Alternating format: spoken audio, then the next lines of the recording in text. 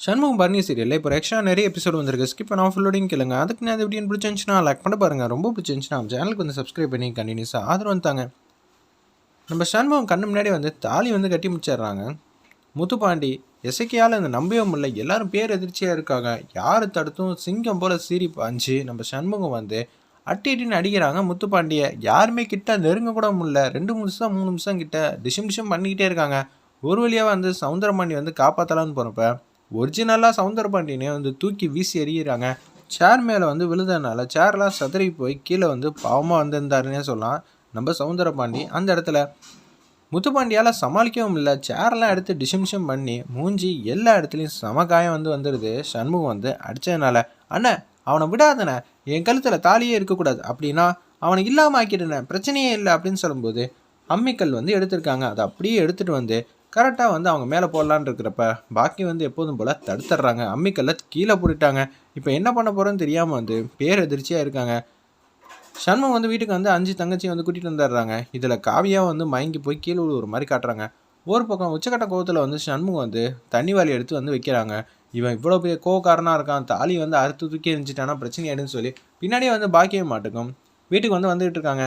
இந்த தண்ணி எடுத்து மேலே வந்து ஊற்றிட்டு அவன் கட்டின தாலியை தூக்கி வீசி ஏறி இதுதான் இப்போதைக்கு செய்யணும் அப்படின்னு சொன்னோன்னே அதே மாதிரி அவன் எனக்கு வேணானே, நம்மளை நம்ப வச்சு ஏமாத்திருக்கான், அவனை சும்மா விடக்கூடாது அப்படின்னு சொல்லி தண்ணி எடுத்து மேலே வந்து ஊற்றிட்டாங்க. அவன் வேணாம் அப்படின்னு சொல்லி தாலி வந்து எடுக்கலான்னு ஆல்மோஸ்ட் வரப்போ பாக்கியம் வந்து தடுக்கிறாங்க. நீ வந்து தாலி வந்து கழட்டவே கூடாது, என்ன நினச்சிட்டு இருக்க, பொண்ணுக்கு ஒரு வாட்டி தான் கழுத்தில் வந்து மஞ்சக்கீரை வந்து ஏறணுங்கிற மாதிரி பாக்கியம் வந்து பேசுகிறாங்க.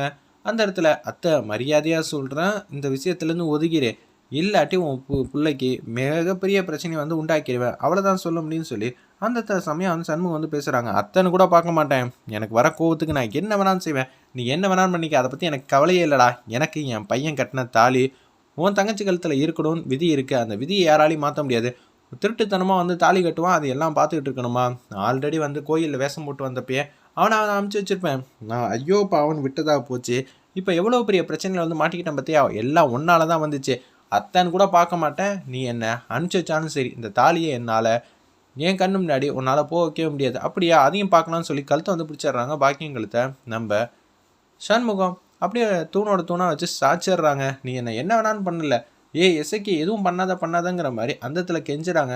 நம்ம பாக்கியம் எல்லாரும் சேர்ந்து சண்முகத்தை வந்து விளக்கிடுறாங்க. பாக்கியம் வந்து இசைக்கு முன்னாடி வந்து என் தலைமையில் அடித்து சத்தியம் பண்ணிக்கிறாங்க. இசைக்கு கையை பிடிச்சி பாக்கியம் தலைமையில் வச்சிடுறாங்க. இந்த தாலி வந்து நான் உசுரோடு இருக்கிற வரைக்கும் நீ என்றைக்குமே கழட்டக்கூடாது சரியா அப்படின்னு சொன்னோன்னே, என்னத்த சத்தியம் வாங்கிட்டா என் தங்கச்சி எதுவும் செய்ய முடியாதுன்னு நினைக்கிறியா, ஒரு வாட்டி சொல்லிட்டா அவ்வளோதான், என் பேச்சுக்கு மரியாதை இருக்கும்ல அப்படின்னு சொல்லும்போது தேம்பி அழுகுறாங்க. உன் புள்ள உசுரோடு இருந்தால் மட்டும்தானே இந்த தாலி வந்து என் தங்கச்சி கழுத்தில் இருக்கும், என்கிட்டலாம் உன்னால் சத்தியம்லாம் வாங்க முடியாது, கண்டிப்பாக அவனை அமுச்சு வச்சிட்றேன், அதுக்கப்புறமேட்டாவது இந்த தாலி எடுக்க முடியும்னா தாராளமாக நான் செஞ்சிட்றேன் அப்படின்னு சொல்லி அந்த இடத்துல அதிரடியாக முடிவு எடுத்துடுறாங்க. அந்த இடத்துல நம்ம சண்முகம் அதை நோக்கி வேகமாக வந்து போயிட்டுருக்காங்க. ஒரு பக்கம் முத்துப்பாண்டியை வந்து கண்ணா அப்படின்னான்னு திட்டுறாங்க. நம்ம சவுந்தரபாண்டி என்ன நினச்சிட்டு இருக்க, உனக்கு அப்பனா இருந்து நான் என்னென்ன காரியம்லாம் செஞ்சுருக்கேன் தெரியுமா, நீ வந்து ரத்னாவை லவ் பண்ணி கல்யாணம் பண்ணணும்னு ஆசைப்பட்டனால தான் நான் உனக்கு பேசி முடித்தேன், கடைசியில் அதுக்கு 1000 தடையாக இருந்தால் சண்முகம் தாலி கட்டுறவங்க கூட இது எசைக்கீடா இது ரத்னாடா அப்படின்னு ஒன்று ஒன்றா சொல்லிகிட்டு இருக்க முடியுமா, புகை வரத்துக்கு முன்னாடி ரத்னா தான் ஃபஸ்ட்டில் இருந்தா, அதுக்கப்புறம் எஸ்ஐக்கு வந்து மாறி போயிட்டா, ஏண்டா இவனை பெக்கிறதுக்கு பதிலாக நீ தூக்கி எரிஞ்சிருக்கலாம் அப்படின்னு சொல்லிடுறாங்க. அந்த இடத்துல நம்ம பாண்டியம்மா இவன் செமையாக வந்து மண்ணாக இருக்கான், 6 அடி ஒசரம் மட்டும் இருந்தால் போதுமாடா, களிமண் கூட வந்து பிடிச்சா ஏதாவது வந்து பிரயோஜனம் வேண்டாம், ஆனால் நீ உங்கள் அப்பா பிள்ளைன்னு சொல்லிட்டு வெளியில் எதுவும் சொல்லிடாத, உங்கள் அப்பா நானும் எவ்வளோ சாமர்த்தியமாக திட்டம் போட்டாலும் ஒன்றை நம்பி திட்டம் போடுறான்னு சொல்லி தான் ஆரம்பத்துலேருந்து வந்து உங்கள் அப்பா சொல்லிட்டு இருந்தாப்புல, அதே மாதிரி நீயும் செஞ்சுட்டல, என்ன நினச்சிக்கிட்டு இருக்க அப்படின்னு சொல்லி உச்சக்கட்ட கோவத்துலேருந்து பாண்டி வந்து அடின்னு அடிக்கிறாங்க. நம்ம சவுந்தரபாண்டி அப்பா அவன் அடித்ததே தாங்க முடியல, நீ வேற அடிக்கிறியா, ஏண்டா அவன்கிட்டயும் நீ அடி வாங்கி அசிங்கப்பட்டு இல்லைடா இங்கே வந்திருக்கோம், கொஞ்சமாவது உனக்கு ருசூடு ரோசம் எதுவும் இருக்காடா அப்படின்னு சொல்லிட்டு இருக்காங்க.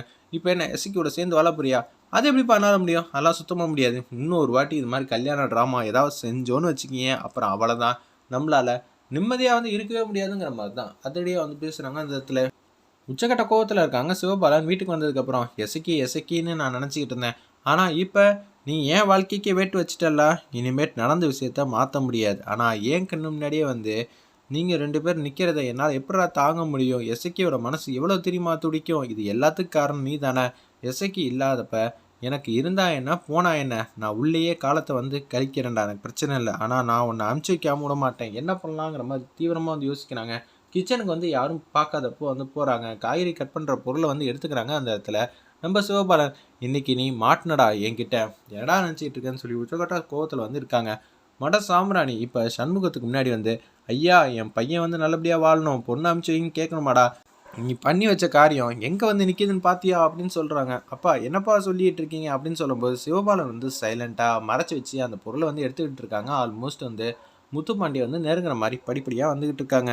அப்பா எனக்கு என்ன செய்கிறதுனே தெரிலப்பா அப்படின்னு சொல்லி வேதனைப்பட்டுட்டு இருக்கப்ப சண்முகம் வந்து ஜெயிச்சிட்டான்டா, எப்படி இருந்தாலும் வந்து ரத்னாவாக இருந்தால் தாலிக்கு சென்டிமெண்ட் எதுவும் கொடுப்பா, ஆனால் எசக்கியும் சரி வேறு யாரும் சரி தாலிக்கு சென்டிமெண்ட் கொடுப்பாங்களா இல்லையான்னு தெரியல. சுற்றி வந்து உச்சக்கட்ட கோவத்தில் இருக்கப்ப தாலியை கழட்டினாலும் ஆச்சரியத்துக்கு எதுவும் இல்லை. இப்போ நம்ம என்னடா பண்ண போகிறோம் அப்படின்னு சொல்லும்போது சிவபாலன் வந்து அந்த பொருளை எடுத்துகிட்டு வந்து கரெக்டாக வந்து கதையை முடிக்கலாம்னு சொல்லி கிட்டங்க வந்துட்டப்ப எல்லாரும் சுதாரணமாக வந்து பார்த்துட்டாங்க. டேய் இவன் பார்த்தியாடா, இவன் அவனுக்கு மேலே இருப்பான் போல இருக்கே அப்படின்னு சொல்லும்போது உஷாராயிடுறா பாண்டி அப்படின்னு சொல்லி சவுந்தர பாண்டி கத்துனால பாண்டி வந்து நவுந்து போயிடுறாங்க.